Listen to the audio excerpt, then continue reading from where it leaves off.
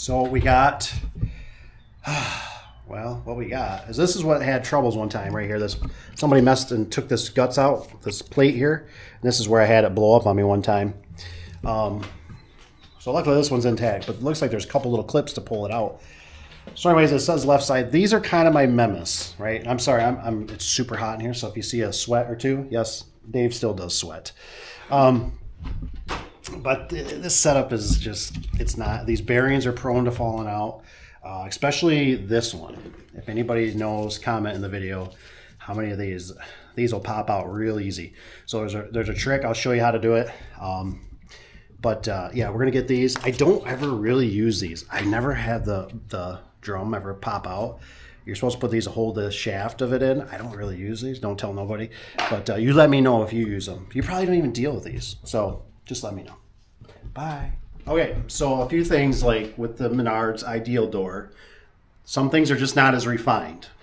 So for instance, this shaft is not really, you can see I got shaft sticking out here, and that's obviously plenty of shaft, hollow shaft. Over here, way too much. Get up closer a little bit to it. That doesn't work that way. Way too long. So there's just some stuff that's not real refined with these. That takes a little extra time. Not the end of the world. We got the big old bandsaw here. It'll take care of it, no problem.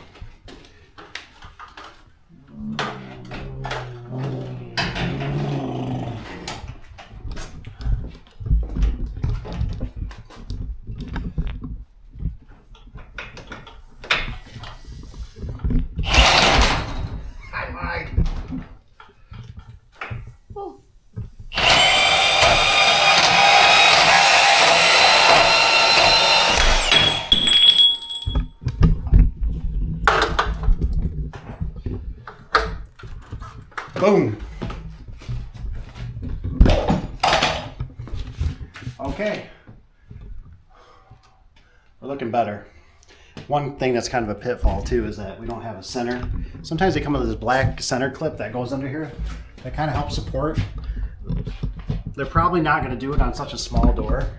They do it on the 16-foot wide doors for sure, but I feel wrong not having it, honestly. So, but is it going to work? It's going to work.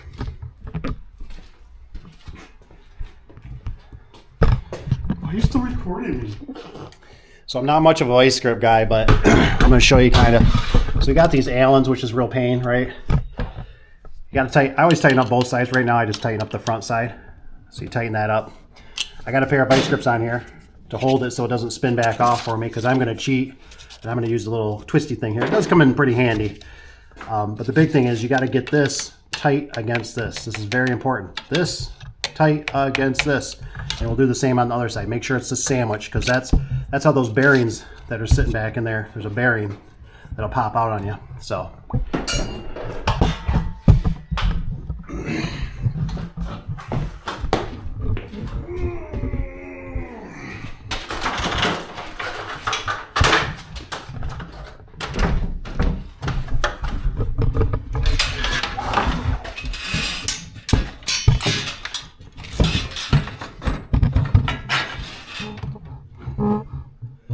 I think I got this one in wrong, because that bearing's sitting where it can pop out. So let's see if we can spin her around here. Whoa, scared me. Not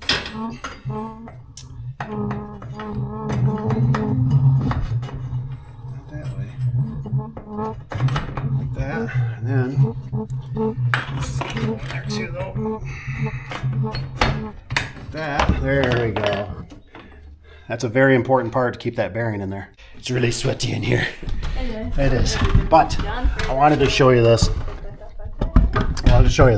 This inner bearing in here is very common to pop out. So right now I can twist, or pull on the shaft back and forth. It doesn't have no wiggle room. It's important to keep this sandwich tight, this drum tight. And that side's tight too. I got my vice grip still over there holding everything. Now I'm going to go ahead and start cranking it. I did only tighten one set screw. Once I get it partially up, I'll tighten the other set screw on the drum, but I smashed that one down pretty good. You can see right here. So Keep these tight though. That's very, very important. Otherwise that bearing will fall out. This will drop, and that's when you'll lose the cable. These are very prone for that. So that's no good. No good. Hello, Mr. George. How much you pay for the new guy? $20? No, too much money. He's no good operator. There you go. So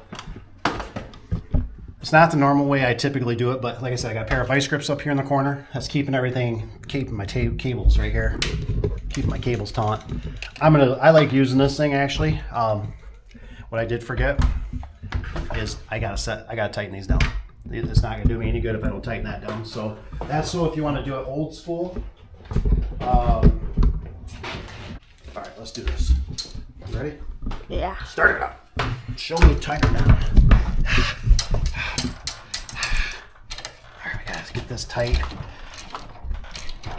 Get rid of the like that. That's how tight it needs to be. We'll do this again. Do the That's how tight that needs to be. Then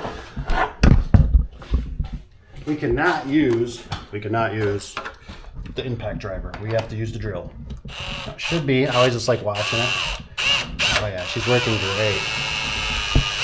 Now before I get too crazy, just to help keep this thing quiet, I am going to throw a little oil.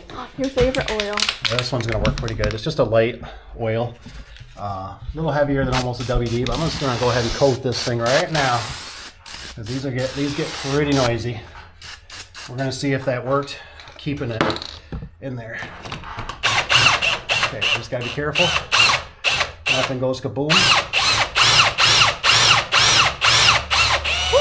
And you are supposed to typically, I'm going to throw this on low speed. Supposed to do these at low speed. Now, what I'm going to do is make sure I feel like I'm getting spring tension, which I am getting some. I'm going to pull off my vice grips like that.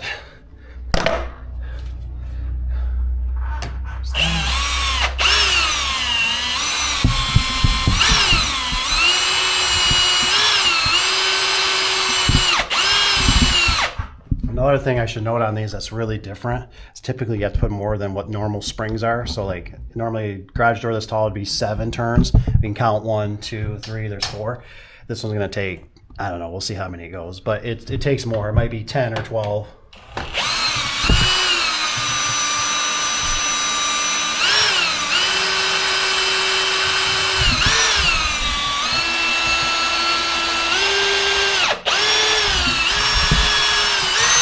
How do you know when it's enough? I can just tell by the feel typically. Wow.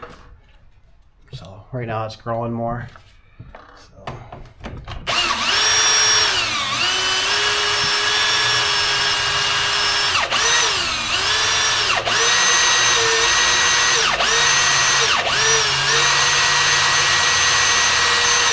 Okay, so how many we got in there, Cora? 1, 2, 3, 4.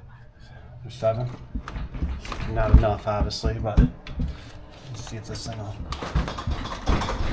Okay, I'm gonna go a little more.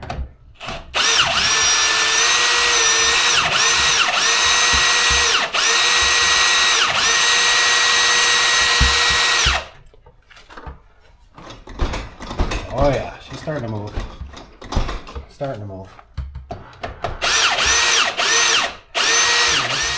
We're moving.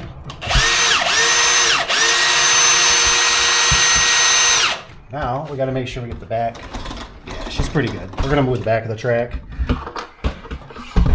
We're gonna get the back of the track mounted. So we're good for a moment.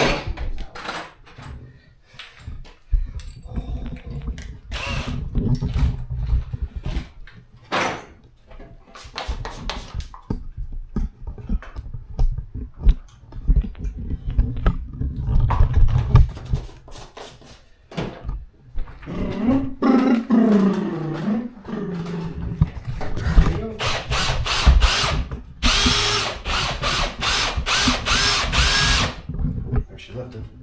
She might turn into a rocket door. Rocket door. Rocket man. Ooh, she runs nice. You okay? Yeah, as long as it doesn't fall on me, I'm good. Sure. I don't want it to fall on you. That could be bad.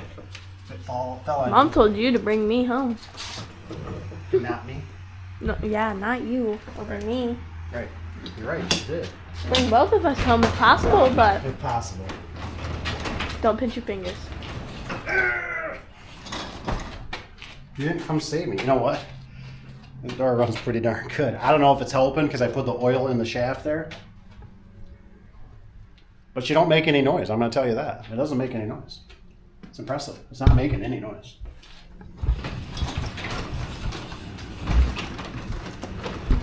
There you go. Take one of the outside.